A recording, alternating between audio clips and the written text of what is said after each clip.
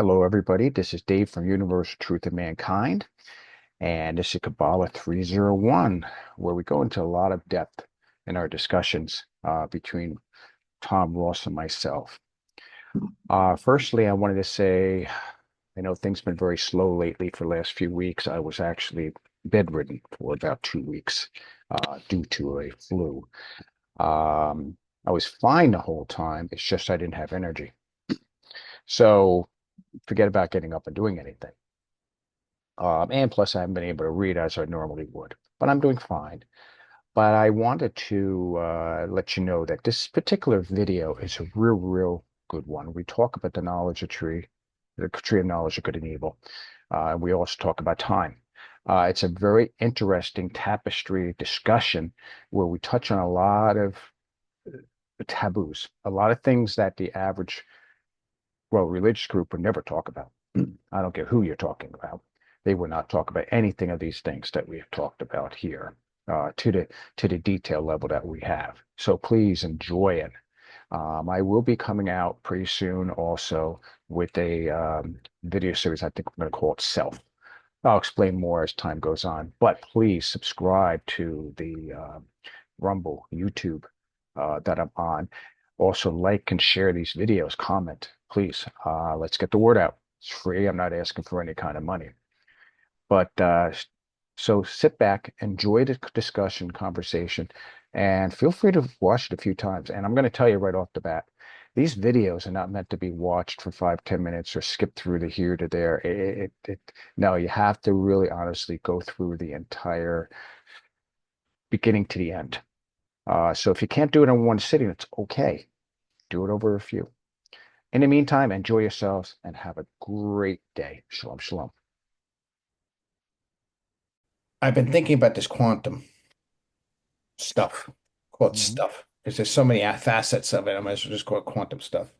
To parallel timelines, and so on and so forth. And I was thinking to myself, I love history. I am a big fan of history, and the history I know does not match what the school teaches. It Mhm. doesn't even te match what the masses believe what history is. I know it's vast. It's more vast than even what I know. I studied from the numismatic standpoint. I'm just not a coin collector. I'm also a historian with coins, and that includes Byzantine, Greek, Roman, a little bit British coinage, American coinage, um, um, um, Even Chinese had them. Mongolian. Yeah, it's these are all histories, but I also look at architecture, and because I'm a very pattern-oriented person, because I'm a visual thinker. Mm. So I try to think of things. I look for patterns, um, and that's what I do with Zohar and Kabbalah. I look for patterns, and I know that whatever pattern I see in the world, there's always a pattern above it. So I know there's a ladder. You could, oh, there's chaos. Well, go up a rung. Now look down. Oh, there's a pattern.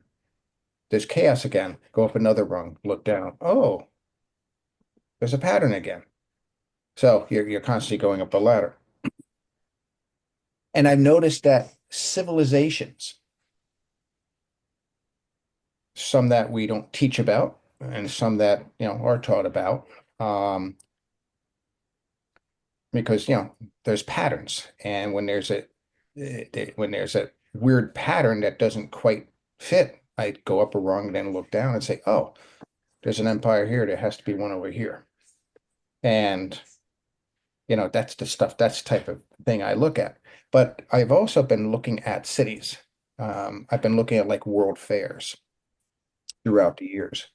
And the world Interesting. fairs have major stone um, structures built in only a couple of months.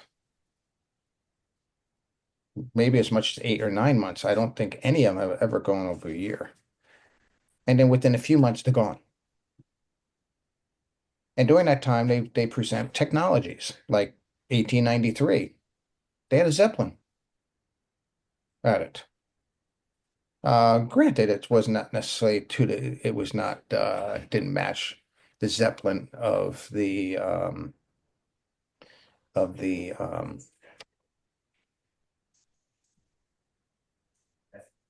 whatchamacallit, like the Hindenburg or even the Graf Zeppelin itself. But the concept of those dirigibles were there, um, with propulsion. I know during the 1890s, there were a lot of UFOs that were flying through the United States. Just look in old newspapers. Some of them landed in farmers' fields. Mm-hmm. People would get out and say, "Hey, I need a hammer. I need disc. Can I buy it from you?" And they say, "Sure." And they'll give them a hammer and whatever tools, oil, whatever. And they'll thank them, give them a couple of dollars or whatever it is, whatever they feel giving to them, and they get and the thing would fly off. And they were considered UFOs at the time. Strange flying aircraft that we don't know where they're from. Well, Silicon Valley used to be the San Francisco Flying Club that went all the way back into I think the 1860s or further. Mm-hmm. And what they did was they vacated the area at some point, and they went through, you know, Texas, and they went up and over to Nova Scotia, and then they disappeared. And interestingly enough, that's where all these UFOs were being sighted. And people were on them waving at the people below. So it was not they were flying crafts. So when the brothers, what you call it, Wright brothers, started flying, um, people were okay, nice. I mean, it wasn't overwhelming, crowds got to see this. They already seen flying things. So were they the first to fly? No, no, no, absolutely not. Um, and where did these things go? My suspicion, they went to Prussia, where supposedly the Nazis created advanced flying aircraft. I forget the name of the area, but that's where they believe it. They went. And it's kind of interesting is that's where like Patton's Third Army went, picked up all the technology that was there in Bavaria and those areas, and shipped them all back to the United States. He was killed because I got a feeling he wouldn't keep his mouth shut. Uh, Patton, Patton, yeah. And, I'll contribute to that later. Go ahead. yeah, and then that technology was brought back to the United States.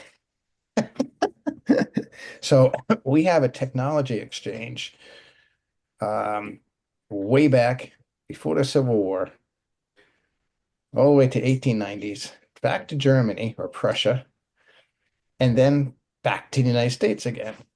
Right under disguise of the Operation Paperclip.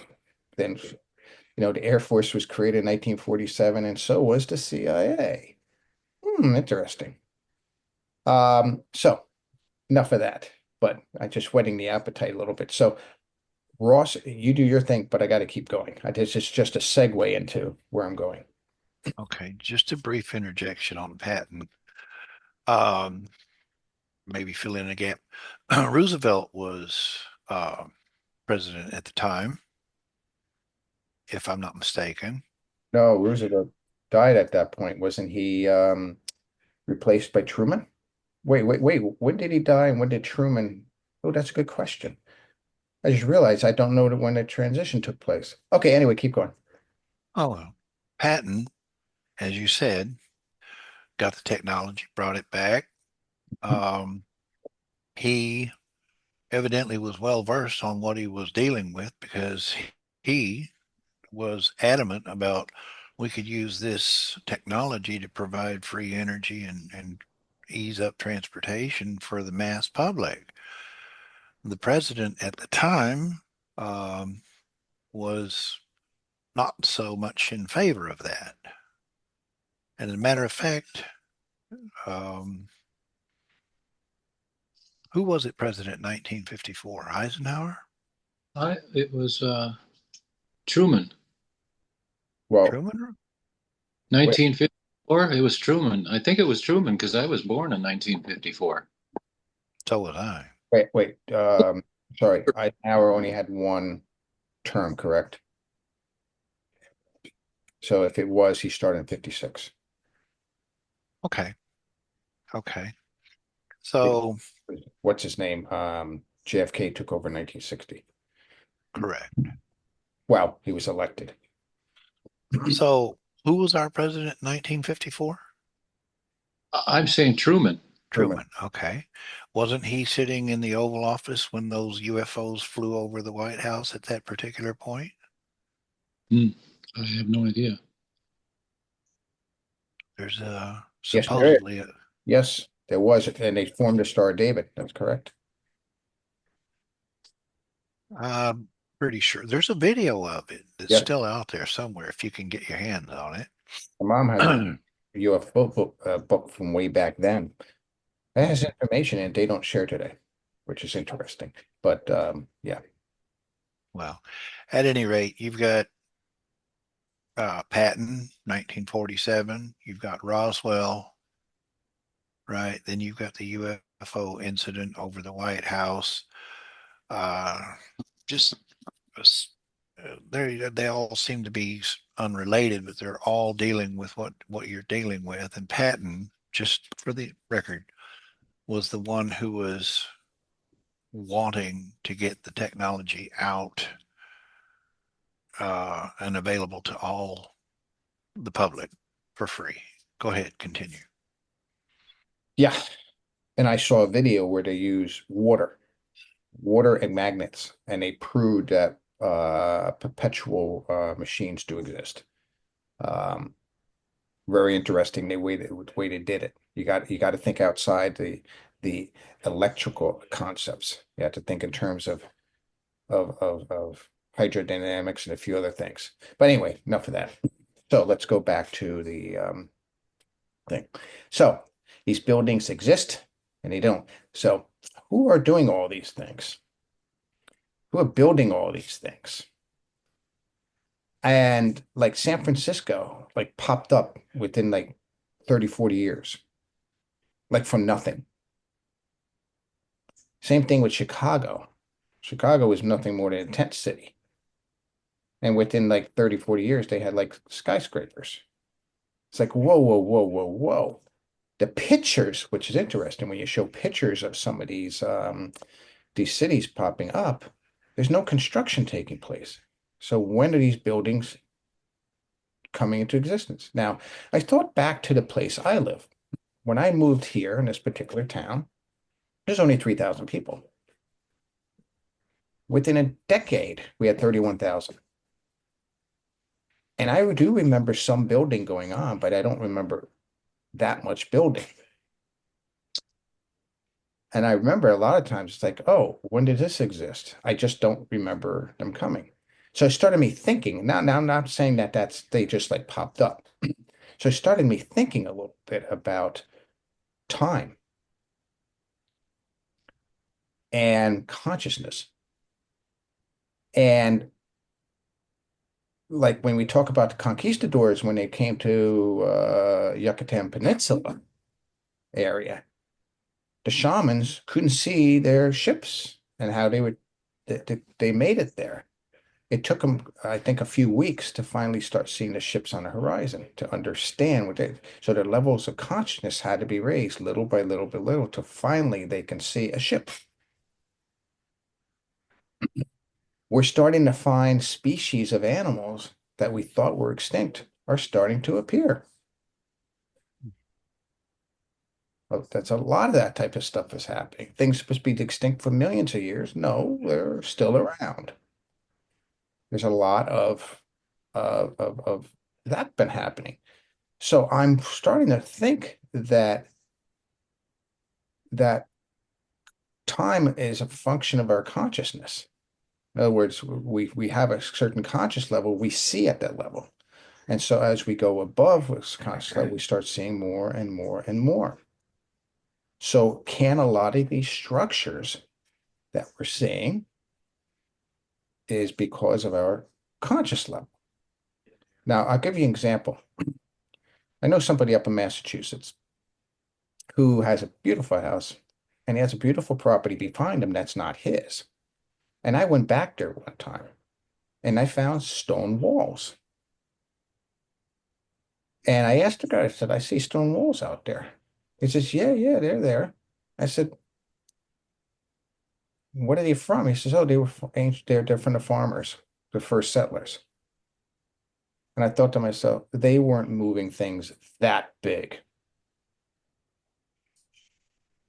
So there's an example of conscious level. Oh, it's made, keep it simple. Oh, it's a fence created by farmers. But as you look at it and you become more aware of what's there, no. Someone big or very capable or certain technology put those walls there that are not from the settlers and preceded the settlers. But my conscious level started picking that stuff up because raising a high level. So I wonder if a lot of the stuff we see as time goes on is really a conscious level thing. Like a lot, like as you move up in consciousness, time starts to exist less and less. And so we're starting to see more and more what's already there. Just a thought. If you're not at that conscious level, I mean, if this sounds stupid, I'm going to say it anyway. But if you're at a conscious level where that bridge doesn't exist, will you fall in the water? So it's interesting thinking. Or if you are aware it's there, or will you just continue passing over, like walking over the water? Like a miracle. Like hovering. I just got to say it that way. I know it sounds kind of like odd, but I wonder how much a conscious awareness plays into this. So go ahead. Well, I want to throw 2 cents in here real quick. I don't know if you have or have not heard or read, but Trump is vowing that we are going to have a World's Fair July 4th, 2026, just very much like the ones you used to see in Chicago. Have you heard that?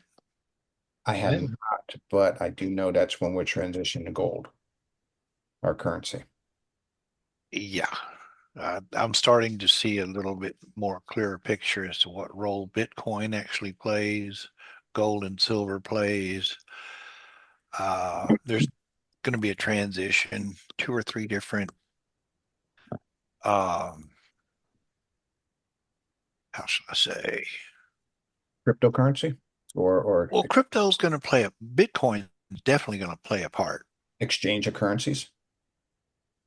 I'm going to say that we're going to have more than one available to us. We're not just going to have the Federal Reserve note and take it or leave it.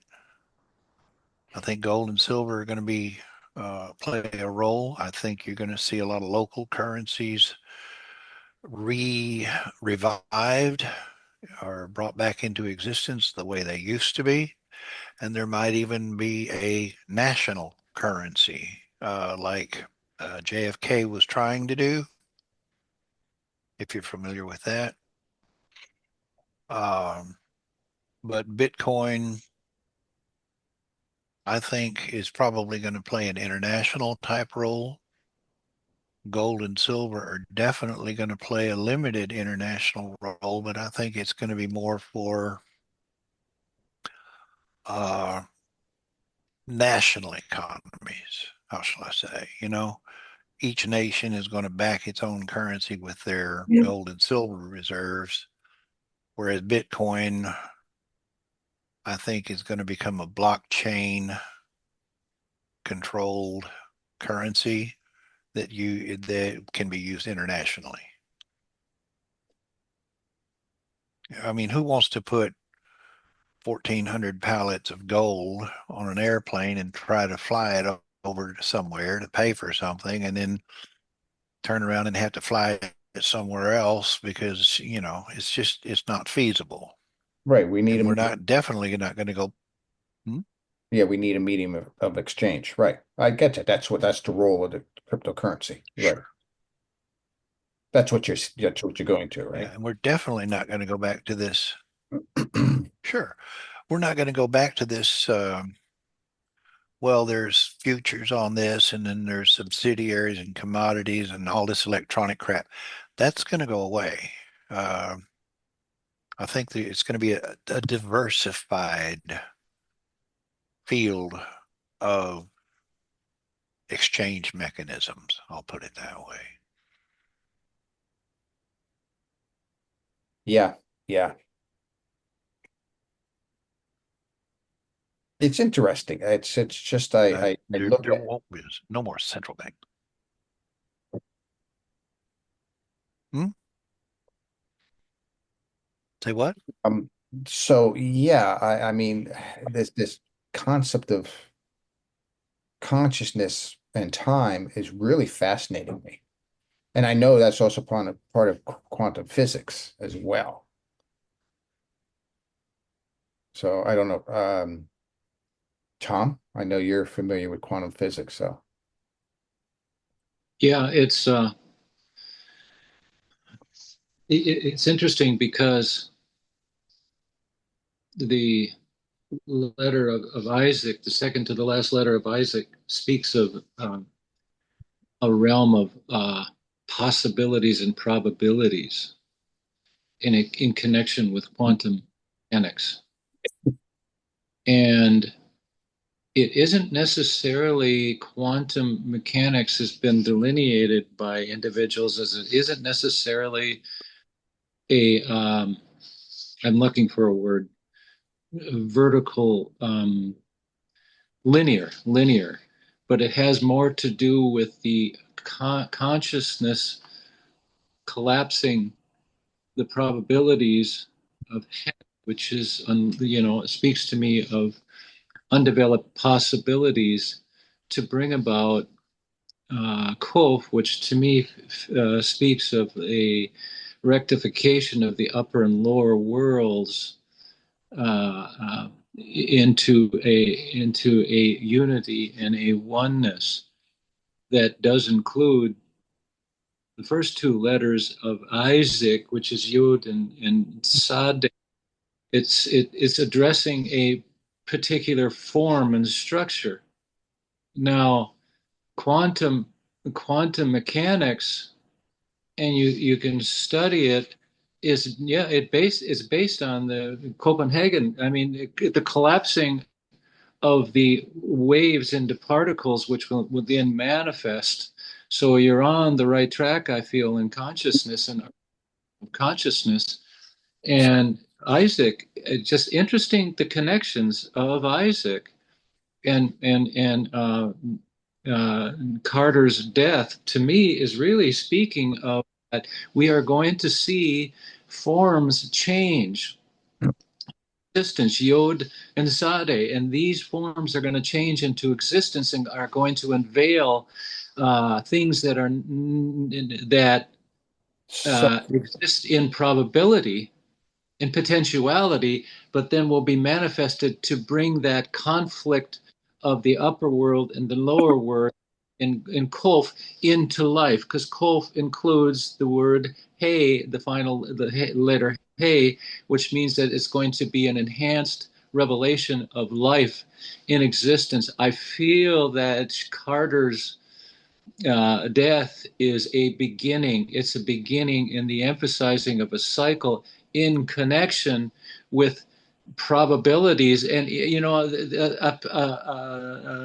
part of the construction of physics and quantum physics, a particle can disappear and appear, disappear and appear. okay. So out that particular realm of probabilities has there been the manifestation of technology that has existed in So previous. So we can say so we can say the end state is what the beginning state was. It's like throwing a rock into a puddle. You throw a rock into a puddle, it disrupts it. It was nice and like smooth and level. You throw a rock into water, and now Yeah, all of a sudden you have all these vibrations, a disruption. And then at the end, when all that disruption calms down and settles down and so forth, it goes back to the original state. So exactly. we know the beginning, and we know the beginning is the same as the end, and the end is the same as the beginning. Yes. In that sense, there's no time.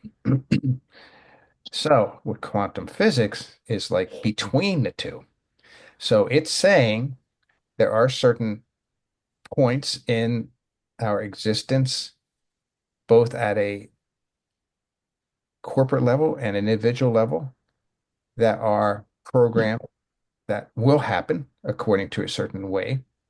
But in between, there's multiple possibilities that can Exactly. take place. So, in other words, you can assemble those quantum threads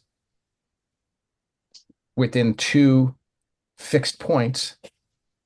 You can blend them however you want, but the fixed point will eventually be met, will be manifested.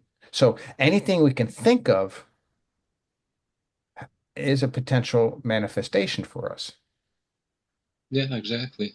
And I it's have, not in a sense that it doesn't exist, because Right. it's in the realm of probabilities. The, Right. It's a realm of probability, yeah, meaning it hasn't turned into a particle yet. And exactly. it will not turn into a particle because that's not in line with the markers. Yeah. And the influx of the realm of Hashem, of the ultimate consciousness, in all sense, can manifest historically things that that Ross is saying, gee, we're finding some things out today in archaeology and of history and things that there's these things existed in the realm of probabilities. As a matter of fact, to it would be nothing for God, Hashem, the divine energetic presence, to be able to manifest on a linear scale, but move it back into dark matter and its realm of probabilities and still continue to manifest over a historical period of time. It really does all exist in completion. The Aleph Tav basically is revealing a cycle of Aleph to Tav, and the Tav reaches the ability to be able to resist and manifest Aleph, and yet project it back to Aleph. It's a dual form of manifestation of the consciousness of God, that can appear within cycles of historical time, but is resting outside time. It's there in quantum. So what you're saying is, or what we're revealing, and we're going back to an old subject with the three of us, is that everything's a frequency. Now, our frequencies may not have manifested. However, frequencies are very important for our existence. Hold on one second. Oh, okay. Frequencies are important, um, because that's what does at some point the frequencies meet, create a manifestation. Frequencies slow down, they create a manifestation. So we have to surround ourselves, our bodies, our lives with good vibrations, whether it's sound vibration, visual vibration, because frequencies is what, certain frequency range we perceive. Same with the smell, the taste, the touch, those five senses.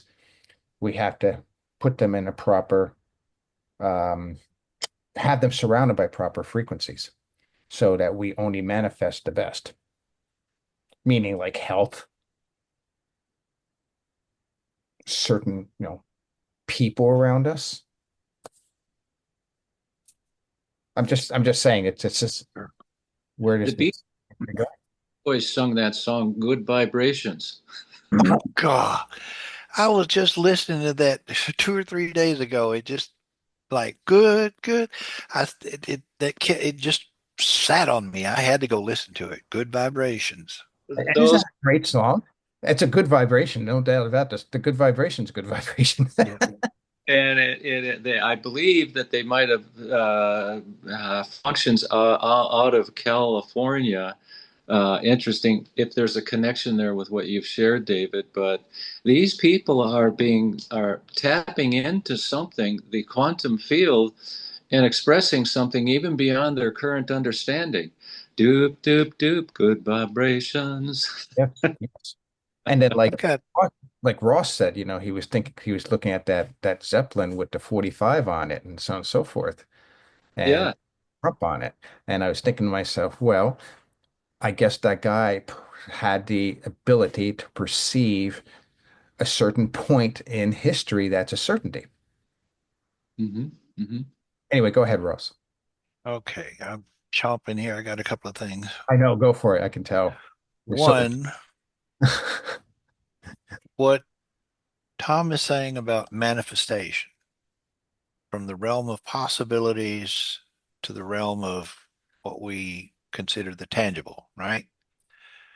There are two rules that I've come to understand that uh, have to be applied to whatever comes into the manifestation realm. One, it if you cannot manifest something that takes away from someone else, Hmm. and you cannot manifest something that will cause harm to someone else. Hmm. Okay. Now, I had to the I had to ask you a question on that. I'm sorry, mhm, Ross. There's a question that I've got to ask. You can't take away from others. I agree with that. Now, I think we had to delineate that a little bit because if we if God is good and he Oh, produces nothing but good oh. and he doesn't produce anything bad, then the word bad is a perception on our part, not on God's part. correct. Meaning that everything that happens in our life is for our betterment, even though we construe it as being bad. Correct. Okay, I just want to make sure that I understand that. And I'll okay, give you an antidote it to means it actually answer adds that. to us. The what we call bad actually adds to us. Okay, let me express it this way. We have this concept of perfection, Yeah, true? Yet it cannot be achieved, true? correct. And in order to define perfection, you have to establish parameters, rules, regulations, or some other such in order to have a definition of perfection. Or at least a direction towards it. Correct. So Oh, perfection, which means there's the function of time or the purpose of time. Okay, continue. if perfection is unachievable, then the standards by which we measure perfection are also an illusion. Yes. There's your good and bad. Right. In other words, we define it, and that's how we define good and bad. Right. So Oh. if everything's happening for the better, no matter how we perceive it, which goes with the rule you just mentioned, then time is a necessity to bring out that transformation. So transformation, time is required for transformation. Is so if we hit perfection and time doesn't exist. So we'll in our realm time ever stop? Now, when we talk about we have a new body in the scriptures, it's not talking about a physical body, it's talking about heart of desires. Our new heart of desires is for the Creator, which means we will be in pursuit of the Creator, which means we're going to be doing the same thing we're doing now, except our desires are now properly oriented. Whoa, Yeah. holy craps. Go ahead, Ross. Keep going. Okay. Um, just briefly, what we keep hearing the term revelation, right? Um, awakening, if you will, right? An awakening happens when there's a revelation, but a revelation requires that something be revealed. Nobody ever asks, what is it that's being revealed? So Or very few. revelation is through a higher, an advancing level of consciousness. Okay. And that is achieved once the occult or that which was hidden or kept secret is brought into the light. That revelation is an awakening. A raising of a consciousness. Okay. You're suddenly made aware of that which was hidden. That's good. Yeah, that's good. Then this brings me back to what Tom was saying earlier, our earlier discussion. In the realm of possibility, I believe he said that there were a couple of letters that formed what we would refer to as an environment, which ties back to what you were saying, David. There has to be an environment for these frequencies to enter. And once these frequencies hit this particular environment, then that manifestation can happen. Right. Sort of like a light. If there's no dust in the air, and you can see the source, but you can't see the beam, but you can see the manifestation of the light when it hits an object.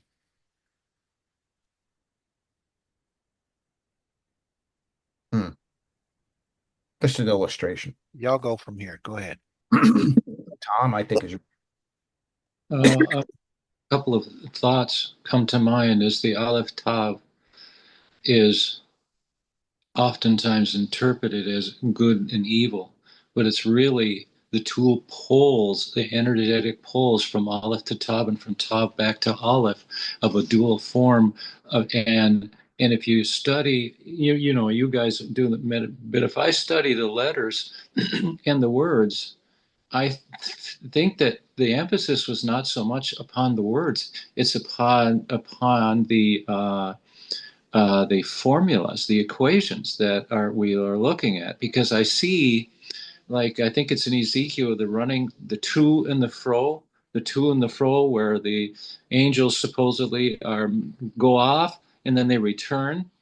To me, it's actually speaking in story form the process of energy, and it seems to me that when you look at the word Isaac, for example, it's always it speaks it runs from Yod to the next letter to Yod to Sade, and then it runs from Het to Kov. It's doing a to and a fro process where you look from Yod and then Sade, which is further on down in the measurement of energy, and then it goes back to Het, which is the possibilities that emerge, and then Kol, which is a rectification of the two limitations in the realms, the realm of probabilities. so It's Tom. to and froing from each and every word in this process. So you can use the words bestowal and reception. Yes. reception and bestowal. In other It- words, God gives, we receive, and then we yeah. give what we receive. If you reverse what you're actually saying, you go from Aleph to Bet. And then if you reverse the letters, you go, Aleph is moving towards Bet, towards structurization of energy. But if you move from Bet to Aleph, it's reversing the process. That's the dual form, the to and the So fro. Av is father, which Yes, is the idea of giving. yes, Ba, wait, Aleph yes, mean come. exactly, exactly. The to and froing has been expressed in the Torah in the mystical formation of angelic beings, but it's actually describing an energetic process of this universe of quantum of spiritual mechanics. It is astounding that all of this stuff is buried in the Torah and has been hidden within translations and ridiculous ideologies when it's simply there. We're living the mystery in the midst of it all. All right. I Yeah. yeah. I'm sorry, I didn't mean to cut you off. What was your last statement there? I'm sorry. Just to return, I see Tov Ra as being improperly interpreted, but it's the energy flow is always leading to the to and froing, but to bring things back to the pole of balance and to bring stasis, um, a settling between the two poles to bring it back into balance, which is what the tree is like between Stop there.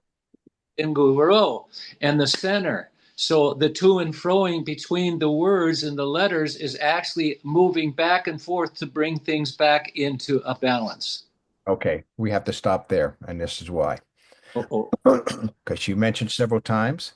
And so my next thought, which I had before meeting with you guys, was the discussion of the tree of good and evil, according to English translation, and which is a commentary, which is a false commentary.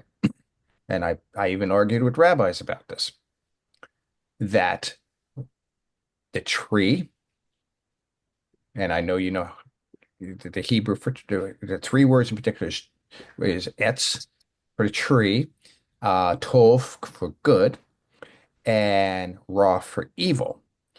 And if we know what those individual words are, we know it's not as translated. So I wanted to hit that subject. That's a good segue to go into the tree of knowledge of good and evil. Um, and I argue, rabbis, the word ra does not mean evil, but not the word itself. It can lead to evil, but it's not evil. So it's the wrong word. So I was thinking maybe we can talk about that for a few. What are the letters of Tov? Okay, well, it's obvious. It is the tet. It's tet, vav, and veit. Interesting letters. Uh, Wait a minute. Yeah, it's not wait. Yeah, it's not it's not tav. It's tet. yes, which to me speaks of an unraveling, an energetic unraveling of a beginning in a cell, which then fertilizes and manifests itself through the last letter in Tov, which is Vet, and the energy passes through it. It passes through it to the I use letters of I, Ra, which is letters. I use the word English word essence. Yeah. In other words, The- it's the essence of us coming forth.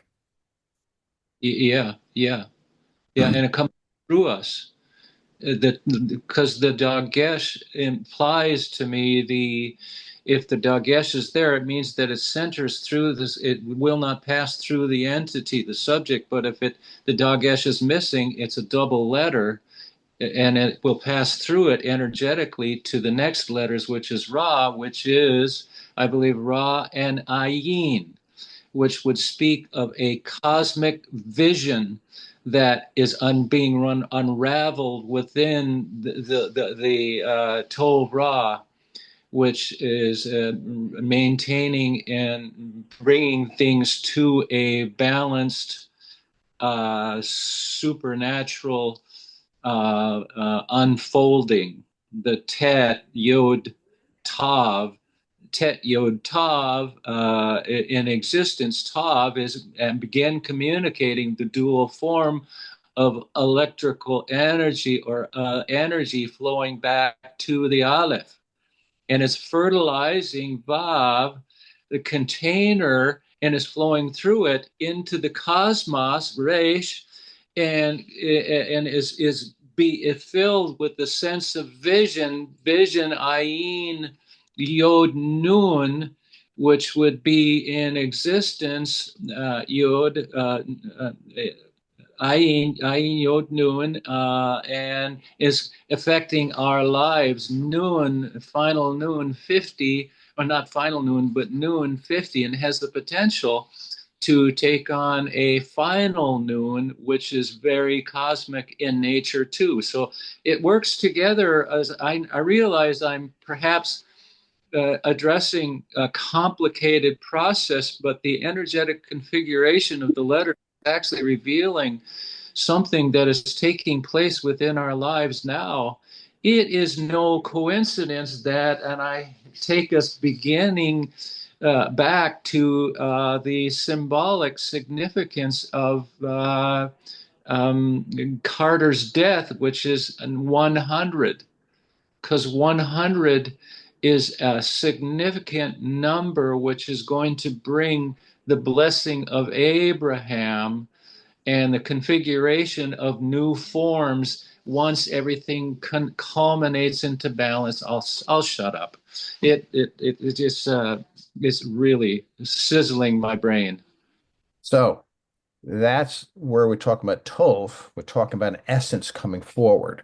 We're Yeah, talking about the idea of a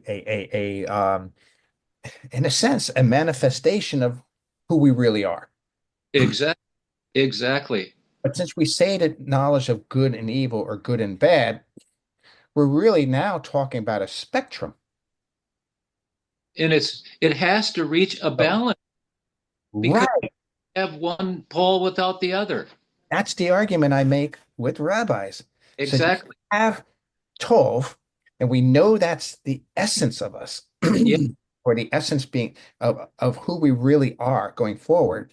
And Yes. we meet with Ra. We won't discuss that word quite yet, but we'll meet with Ra, which is the other end of the spectrum. We have Exactly. to bring these into a balance because that's where the true good is. The true good is the balance of these two. So now we can talk about Ra, Resh, Ayin, Resh and Ayin. I And take it yeah, iron. Yeah. reasoning with the eyes, or first the eyes, or primarily the eyes, which is the primary sense of all of our five senses. So we're talking about corporeality, which is not our essence. It's not who we really are. We're just an observer. Like Ross said in one of the previous a few weeks ago, where he said that with the painter and the painting, the observer and a painting, They're you're inseparable. are And, separate.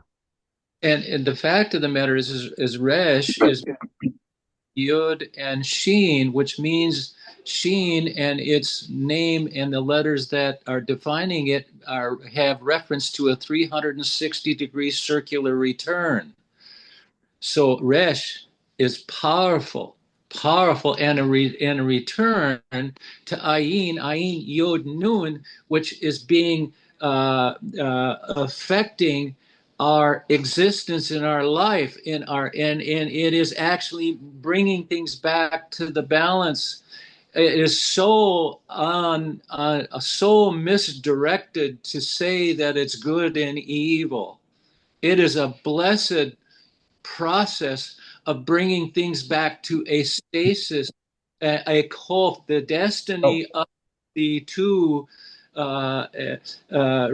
paradoxes between how Aleph can manifest itself in existence and sustain itself within a container, but the only way the container can be bringing forth Tet is by being open to the flow of giving and receiving again and again and again. The last letter of Tov is Vet. It is a double letter without oh, a dash. so right. Yeah. So work on the word for a moment. Um, Ra, Rashayan. What impressions do you get from that? Okay, delve into that a little bit What question did I? You saying Ross or for me? for you, Tom. Resh, Ra, to me, it is the movement of the development of the beginning of Tov, the cell which is unwinding itself and is fertilizing itself in our existence and in the whole cosmic container, which is Resh, Yod, and Sheen, and it's creating a circular form, because you can't have a circular movement unless you have a cosmic container. It's referring to the stuff that's flowing through us is affecting the whole cosmos and is then creating a vision, Ayin Yod Nun 50. Ayin, perception of vision of the process in our existence, which is affecting our lives as individuals. That is unraveling within us and in the cosmos, because what's happening in you, in us, is happening outside of us. So you just touched on another point. That is, Tov is our essence. Well, yes, it is actually. Yeah, Tov is our, all of us, essence. exactly. Exactly. Where Ra is our five senses, the individuals. So there's a breaking of us into individuals, with each of us having our own five senses, our own perception of reality, our own piece of reality that we have to work on. Fractal. And these are both connected with evolve. A lot of people like to say, oh, and no, not It's a necessarily. And it's a connector. It literally is a connector, which instills balance, which means balance. So if we use our five senses only and we ignore our essence, that creates evil. exactly. Exactly.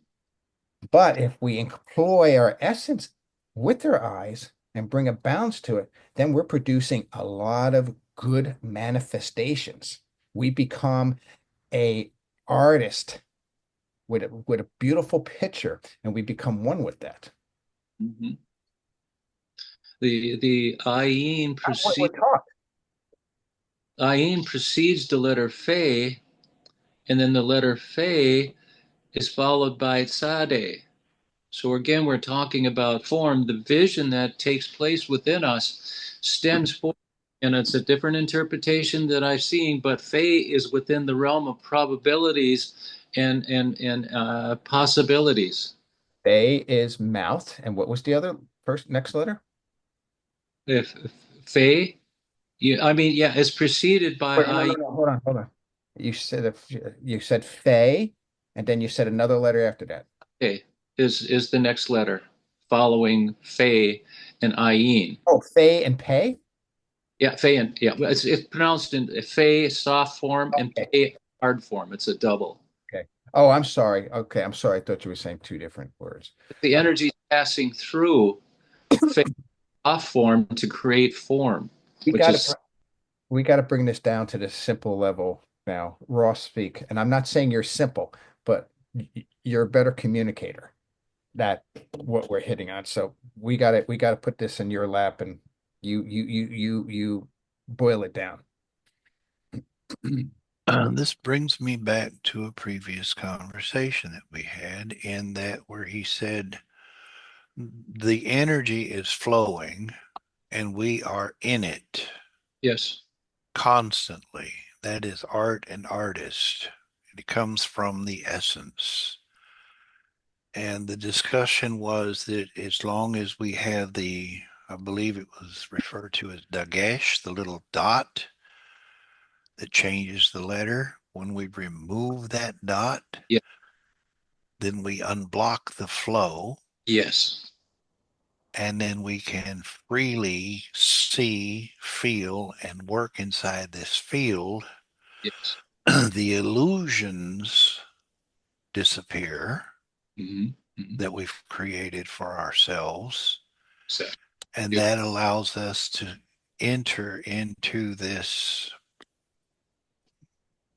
I know there's a better way of expressing it, oneness, if you will, not only with the creator, but with each other.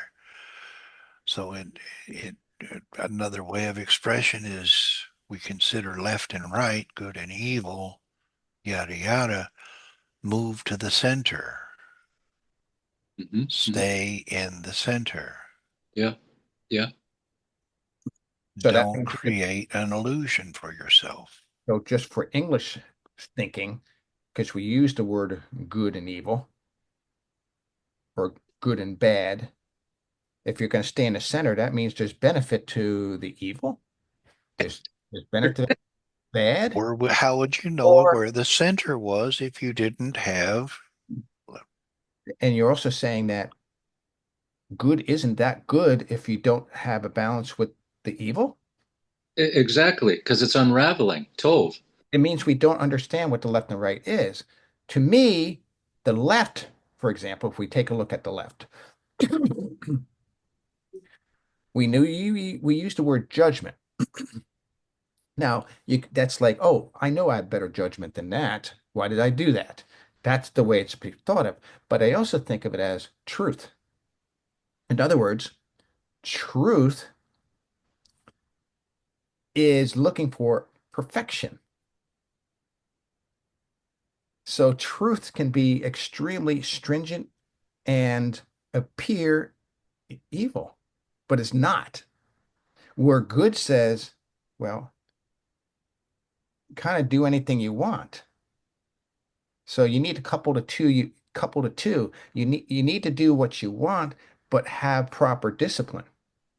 That's true because Tav, letter Tav, and I think Aleph Tav is not interpreted in the first verse of Genesis because the translators don't have a clue as to really what it's saying. But it's actually revealing again an energetic formula because Tav consists of another letter which is Vav. And Tav Vav and Tov Ra are it's all there. It's fertilizing and bringing to balance the unraveling of Tet, which is the first letter of Tav, of Tov. So and as a matter of fact, uh, Tet consists of the letter Tav. It does in its final letter, which is Tav Vav. So it is actually a carryover into the next letter. It is fertilizing this process in which is unraveling itself within everything and is instilling this vision within us to include and to bring things back to a balance in our life. Noon. So what we've read about receiving and bestowal. Yes. Receiving is the seed. Receiving is the fertilization. The receiving is the giving. And then Yeah. that all unravels into our and us appropriately bestowing in the way Yeah. it needs to be bestowed. Like, for example, I'll give you an example. Yes. Last night we were playing bingo. It was a Hanukkah bingo we were playing. Yeah. And there's five of us. My wife was calling out the things. So and every time someone won, she gave them a $5 gift card to like Wawa or um, to dollar store, that type of thing. And at the end, I won three cards, and one person didn't win anything. So I said, "Hey, you can use the Wawa. You can get gas with that. Yeah, it's only $5." I said, "No problem." So I gave him both of them because I had two of them, and I had one card left. And I said to the other guy, to my daughter's boyfriend, I said, "You only have one card." I said, "Here, take it." Now everyone has two cards, except for one person had three cards, but the rest of them had two cards. So what I received, I appropriately gave out in a bestowal well, obviously they learned something. They were like, "You're so generous." I know that's working on their mind, but I took what I received and I used it as a tool to bestow appropriately. I mean, that's what you're describing. I mean, we read about reception and bestowal so sanitized in many of our Kabbalah books that we don't know what the heck we're talking about. So sanitized that we're constantly thinking at such an abstract level that we don't know how to implement. Mhm. And sorry, I'm going to say this, but it's almost like God forbid you should suggest on ways to bestow. Mhm. Oh no, that's not the way we talk about this. We just use the word bestowal and reception and bestowal. Those are the only two words you're allowed to use. You can't talk about this other stuff. And if they do talk about it, they zip over it so quickly that the message they're trying to send is so even that's vague. So a little bit of a pet peeve I have with some of the teachings out there. But yeah, okay, thank you, thank you. So here we go. We got the tree of knowledge of good and evil, and it's not. It's the essence being given to us, to our five senses, and it's important for our five senses to give back to our essence. So, and to distribute it and figure it. So it's like a tool. Our five senses are a tool to figure out how do we distribute, how do we bestow our essence to others. Is That is the essence of the teaching, not to eat from the fruit of the tree of good and evil. exactly. If that's you're going to eat that fruit and then everything becomes either good or evil, oh, here we are in a world of illusions. But if we can blend the two together, You're in the center and you've achieved perfect balance. right. And emet, which is the word truth, is a balance of the two.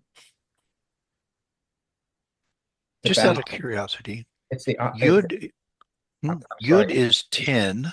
What is Ayin in numeric value? 70. Interesting, because the number 70 was mentioned. 70 nations. Yep. 70 nations, yeah. 7 times 10. Yep. Which is really us. We're really 7 times 10.